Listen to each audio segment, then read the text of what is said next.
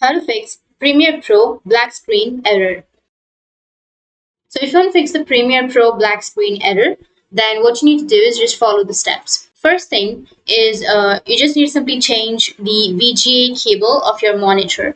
If you don't know the VGA cable, then it looks like this. So you just need to simply go and change the VGA cable of your monitor and check if that problem still exists. But if that doesn't fix your problem, then you just need to simply go and clear the Premiere video cache.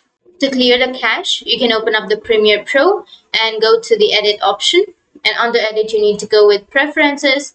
And after that, you need to go with media and cache and then press the delete button to remove the cache. Once you've removed the cache or once you've cleared it, your problem might be fixed. But if that doesn't fix your problem, then move on to the third method, which is reinstall the drivers. You can just go with your Windows, right click on your Windows and go with the device manager option. Once you go with device manager, here you will have this kind of interface where you can simply go with the device in which you're facing the problem and simply right click on it, and then you can update your driver or you can uninstall the driver and then reinstall your drivers. And after that, your problem may be fixed. So that's how you can fix your Premiere Pro black screen error. And if you have any questions, feel free to comment below.